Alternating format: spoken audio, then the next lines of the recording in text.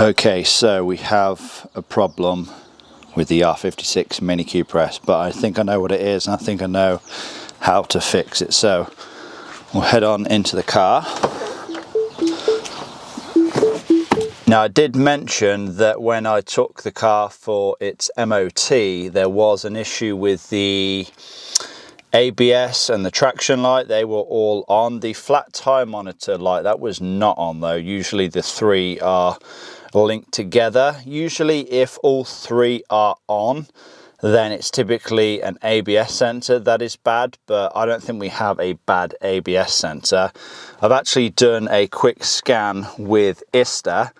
As you can see, everything's loaded up, and these are the fault codes that we are presented with. So just ignore the few which are the FRM ones. We have a side marker light out. We have the headlight vertical aim control, coil brake. I'm not too concerned with those. And again, with this headlight vertical aim control driver fault, I'm not concerned with that either. But pretty much all of the other fault codes, they are all linked. So steering angle sensor, adjustment error, steering wheel angle, internal control unit fault, no message receiver, JBE transmitter SZL, what else? No message, operation of wiper stalk receiver, IHKA, IHKS, IHS, transmitter SZL, and yeah, pretty much all these fault codes are related to the steering angle sensor, which is beneath the steering wheel. So basically the slip ring, the squib, whatever you want to call it, that the steering wheel sits on, that is the SZL. And I'm thinking either two scenarios, either that squib or the SZL is faulty, maybe it's dirty, or you know, it's just completely kaput, in which case it needs replacing, or it just needs recalibrating / resetting. So as many of you know, I did have the front subframe all disassembled and stripped down, and then I refurbished it and, you know, put it all back together with new items. Now, when it comes to removing the subframe, you remove it with the power steering rack. Now, of course, the power steering rack directly links onto the steering column. Steering column directly links on to the SZL, the steering angle sensor. And so I think that there is a possibility that the steering angle sensor is not lined up correctly to the power steering rack. I did try to get it as close as possible. I did put a mark on it and I tried to get it, you know, as straight as possible. And when I took this thing for a wheel alignment, it seemed to, you know, everything seemed to go absolutely fine. So, you know, the front toe adjustments, they were done perfectly, and the steering wheel seems pretty straight, to be honest. I haven't really noticed any issues, but I do think there is a possibility that, like I said, it's slightly out. So I think what I'm going to try and do is, if I can, try and read the live data for the SZL, for the steering angle sensor, and see if we can see anything untoward, and yeah, hopefully go from there. But like I said, if it's not just a case of resetting the steering angle sensor, recalibrating it, then I think we may have to replace the steering angle sensor, which is not a big issue. They're not expensive, and I actually have a plan to upgrade it anyway. As you can see, this is not the multifunction steering wheel, so it doesn't have cruise control. So I plan on at some date updating the SZL to one with cruise control, and then updating the steering wheel to allow for the cruise control as well. So yeah, not a big issue either way, but I think first and foremost we'll try and recalibrate that steering angle sensor. Okay then, so I think we're getting somewhere. We've gone into the SZL module, just called up the ECU functions to see the steering angle sensor, and it is showing a steering angle of minus 357 degrees. So I think this right here, this could possibly be our issue. So as you can see, the steering wheel is, well, it's pretty damn straight, to be honest. And you would think that, well, if I just, you know, adjust it 3 degrees, it'll just go to 0, right?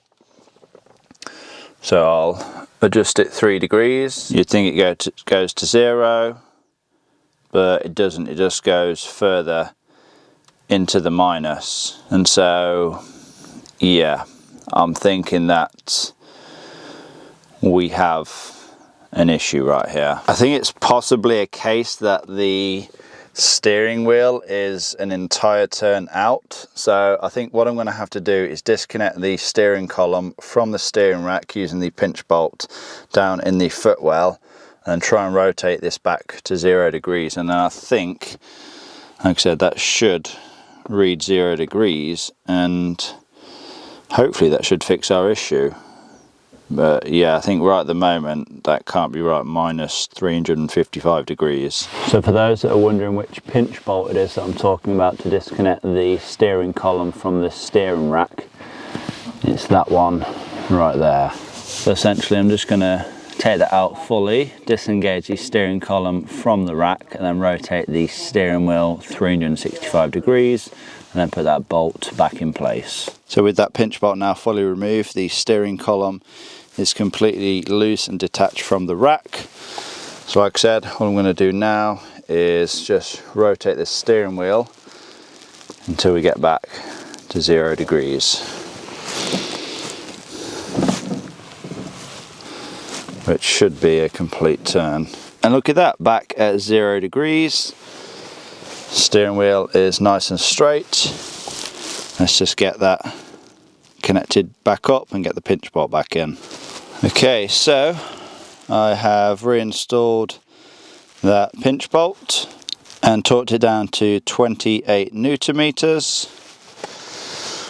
As you can see, the steering wheel is dead straight, and our steering angle is now reading at 0 degrees.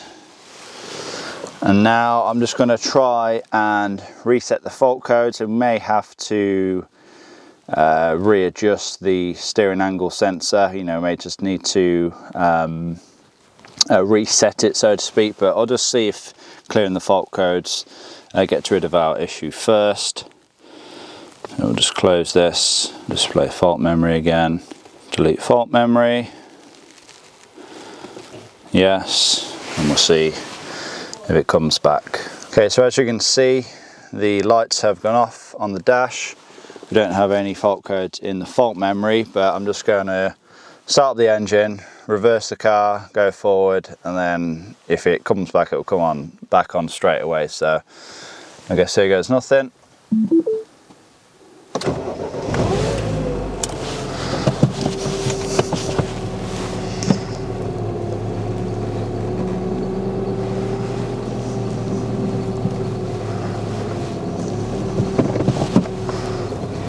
No, I think that's fixed it. I think that's done it. It would come on straight away if the fault still existed, so pretty confident that's fixed our issue. We'll just give things another scan though, just to see if any fault codes come back after restarting the engine. And after doing another test, don't look like any more fault codes have came back. Again, just 2 fault codes, and I believe they're just both for bulbs. I think the top one, like I said, is for a side light, and then this one I think is actually for the daytime running light. Could be wrong, but I believe that's what it is. And yeah, it just goes to show that 12 fault codes we had, I believe, and 10 of them have now disappeared just from readjusting the steering angle sensor. Like I said, once we had the subframe off, the steering wheel must have somehow got turned, you know, an entire turn out, and so that's what led to all those fault codes right there. So it does just go to show that if you have a whole bunch of fault codes out of nowhere, chances are they are all linked. If you have anything, you know, SZL or, you know, steering angle sensor related, then first and foremost, go ahead and check the steering angle reading itself. If it's way off, you know, once the steering wheel is straight, if it's nowhere near 0 degrees, I think you can have like a couple of degrees either way. Like there is a bit of a tolerance, but if it's like a half a turn or like a full turn out, then chances are it just needs you know, realigning and readjusting. This, I believe, is a very, very common issue when people have their clutch replaced. They'll obviously, to replace the clutch the proper way, you have to drop the subframe. You can just remove the front end and remove the gearbox that way, but the proper way that garages will do it, they'll just remove the front subframe. Obviously, to do that, you have to disconnect the steering column and yeah, then obviously put everything back. But chances are, again, this steering wheel may get turned, or it may turn by itself, and then once you have your car back, you may notice that you have a bunch of you know, traction control and dynamic stability control warning errors. So yeah, chances are what we've done today, that is the exact issue that you are experiencing. Okay then, so that really wasn't too painful, was it? A nice, easy, well, relatively easy fix. Like I said, if you are experiencing the same issue, you know, just go ahead and do what I've done. If you don't have access to ISTA, you will need a decent level diagnostic tool to be able to check the steering angle sensor itself.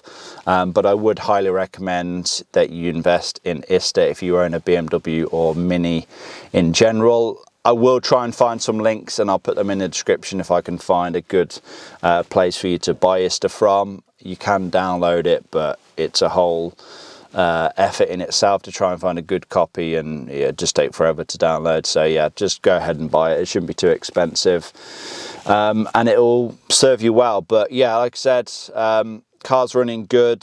To now only have 2 issues, and they're basically just bulbs, is fantastic.